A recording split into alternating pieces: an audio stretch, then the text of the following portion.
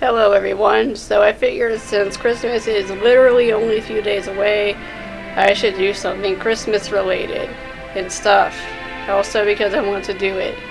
So anyway, I wanted to do something actually really out of the ordinary for my channel today because of that. And I want to actually make a review for the movie Grumpy Cat's Worst Christmas Ever. Now what's funny is you'd think that since Grumpy Cat is such a big hit on the internet, that they would, put more time and effort into the movie or something. But ironically, it's actually really, really low budget. Perfect example of this would be just the freaking DVD menu, actually. The DVD menu only has two features, play movie and special feature. That's it. Usually DVDs have at least special bonus feature, and scene selection. There's at least maybe 4 options. Oh, and also a language option to set the movie to Spanish or other languages, or put subtitles in other languages. So usually, at least with the DVDs I've seen, there's at least 4 options, sometimes even almost, I would say, 5 options on the DVD. Grumpy Cat only has 2. And on top of that, Grumpy Cat only takes place in mainly one location, a mall, and they only use really 2 areas in the mall. That's it. So in that sense, this movie almost reminds me of the Deadpool movie, but whereas Deadpool took advantage of the fact that it's just a low-budget movie and still worked its way around that to be a really, really good action film, and Deadpool himself makes fun of the low budget, and still turned out to be a good movie. Grumpy Cat is similar to that, but it's okay. It's a mediocre, cheesy, silly, just sort of dumb movie. The movie then opens up with Grumpy Cat and the silly logo of the film, and Grumpy Cat's flying in the sky. It's actually a really silly visual image. And then you see Grumpy Cat popping up in and out of the mall and mocking the whole Christmas spirit, happy cliche of everyone being happy at Christmas time. And Grumpy Cat just pops up and starts saying no, and just talking about how the music annoys her. It's actually really funny. No. That song makes my tail hurt. Easy, silly, just sort of dumb movie. But Grumpy Cat herself acknowledges that and makes fun of the movie and makes fun of Christmas movie cliches. So in that sense, this is like if Deadpool had a Christmas movie. She is making fun of her own movie, kind of like Deadpool. So anyway, the movie starts off with the freaking main character, Crystal, and she is a stereotypical super nice girl who struggles with being popular and cool, but that's something that for some reason almost every single teenager ever goes through, except for me. I don't give a crap about popularity, I really don't. Never have, never will. So, she's upset because all the people at her school are stupid and they don't like her for some unknown reason. And she's too nice. She just tries to be friends with these girls who are total just bitches. They suck. They're just stupid and they're annoying and they are mean for absolutely no valid reason at all. So they're stupid and annoying, and it makes me wonder, like, why is this girl not punching them in the face? Like, seriously, stop trying to be friends with people who clearly don't like you. Oh my god, stop it. So freaking Crystal is sad because the people at her school are stupid and they're mean to her. And she comes across some stupid magical Santa guy, and the magical Santa's like, hey, I got a stupid Christmas coin. And the Christmas coin, if you make a wish on it, and it has to rhyme to make it even more Christmas-y, I don't know, it will make your magical wish come true. And the girl's like, this is really cheesy. So even the movie itself is acknowledging that it's cheesy and dumb and silly. So she makes her stupid Christmas wish, and her Christmas wish also rhymes. And she said something along the lines of wishing that she had a friend that liked her for who she is. And she tosses her magical freaking Christmas coin in the magical wishing well. And what she doesn't realize is that friend is not a human, but a cat. So she goes to the pet store that she works at, or is she an intern? I think she's an intern. She's not getting paid. Anyway, she suddenly hears a voice. And she keeps trying to, listen to the voice. And she follows the voice and finds out it's Grumpy Cat. Yeah, her wish made her become friends, or not sort of. Her wish made her hear Grumpy Cat. She is now freaking telepathic. Yeah. So anyway, the movie, you know, is about her and Grumpy Cat slowly becoming friends, and Grumpy Cat makes hilarious but sarcastic remarks and just mocks the movie and mocks the characters. And it's also kind of funny, by the way, that Grumpy Cat was originally going to be the part of the main plot, but like she was going to be the plot device. The store owner, he was going to have his pet store closed. He had to pay a certain amount of money to keep it open, and he's struggling to make that money because people were being stupid and not adopting the animals. Yeah, he's here for the rest of the week, folks, so come on by. I've got a really big sale on hamsters and snakes, although not necessarily together, though, because that would be bad for the hamster. You wouldn't really eat me, would you, Carla? But of course not. I am a gopher snake. You look nothing like a gopher. Really?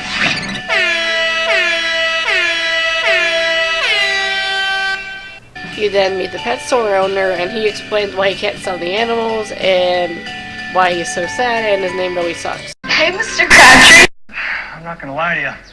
It's been hard since I lost my Shirley. Truth is, I have neglected this place. But it's only because I've been in so much pain.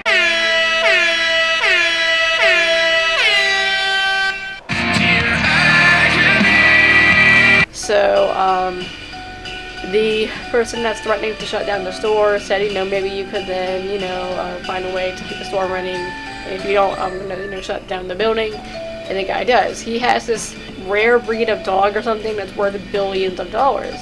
But originally, it was gonna be Grumpy Cat. Grumpy Cat herself rewrote the movie. The guy originally said, you know what I'm gonna do? I'm gonna make this cat become an internet meme. And then what's funny is that, you know, Grumpy Cat herself is like, there's no way I could become a popular internet meme. And then you see, you know, the past popular cats on YouTube, like the keyboard cat, or the Nyan cat.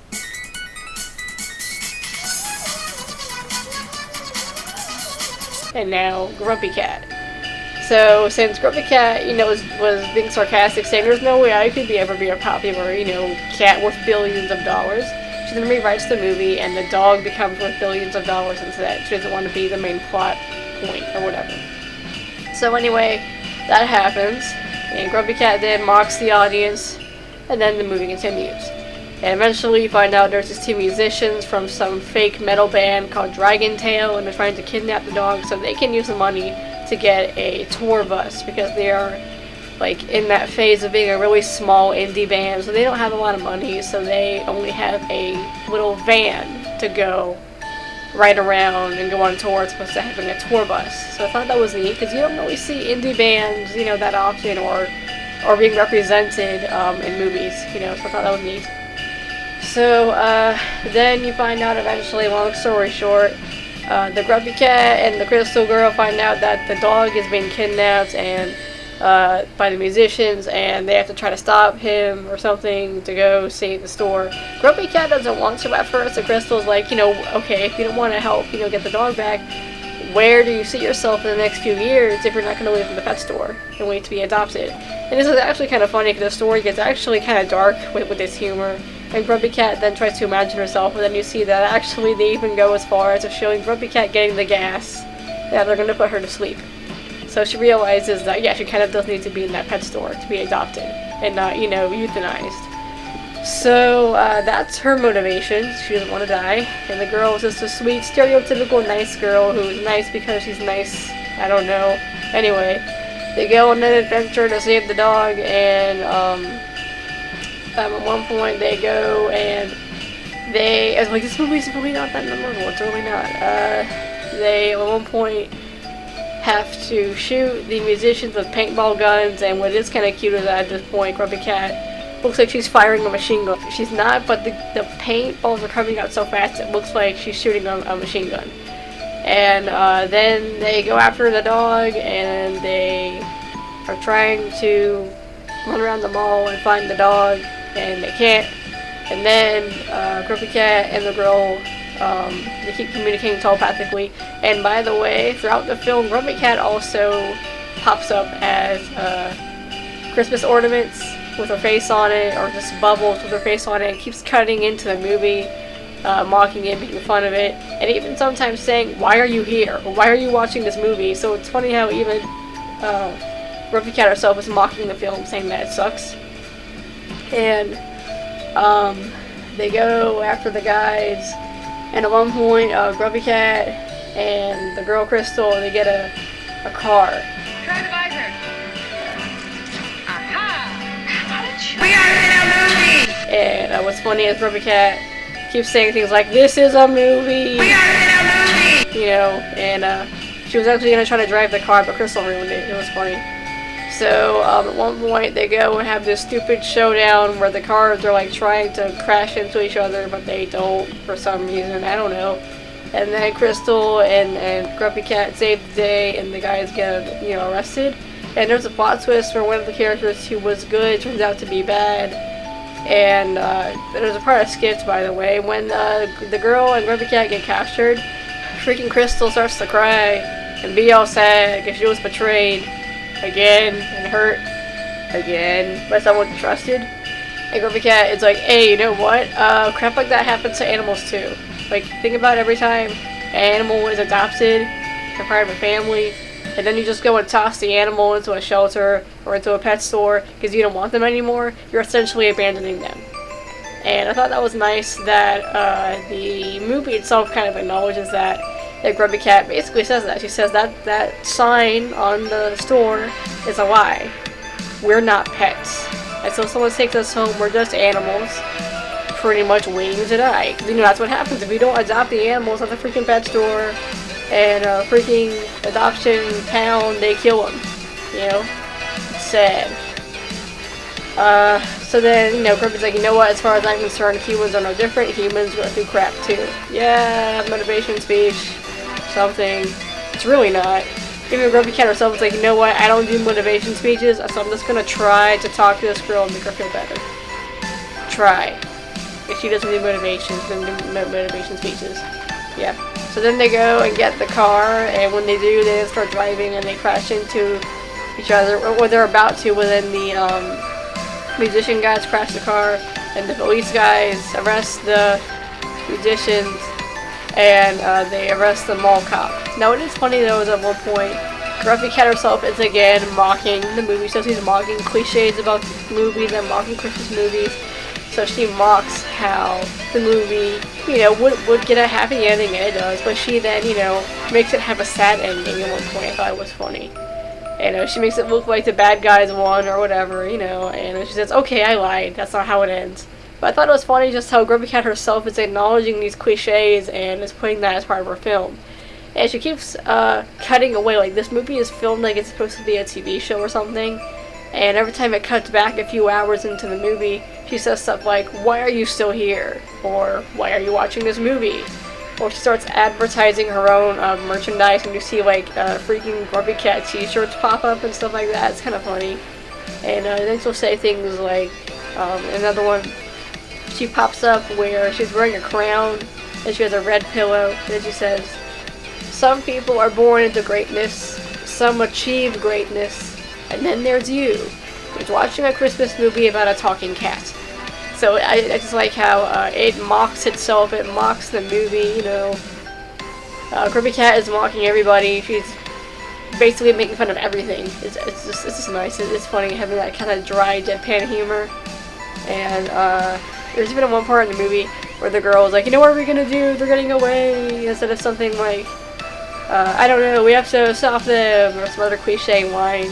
Grumpy Cat's like, I don't know, except that we failed and give up. So I just thought it was nice. I thought that the movie was mocking itself and mocking other movie cliches and mocking Christmas movie cliches. Grumpy Cat herself constantly talks about how this movie is dumb, it's very silly, and there's also a little funny adult reference in there. Apparently this movie was made by Lifetime. I didn't know that was still a thing. I thought that was just some silly channel that eventually died off, but apparently it's still around. And at one point, when the mom, you know, asks if Crystal is okay after the stupid showdown, she says something like, did those guys do anything to you? You know, 3 fully grown adult men. Did those guys do anything to you? The 12-year-old girl. And the Grumpy Cat goes, no, this isn't that kind of Lifetime movie, if you know what I mean.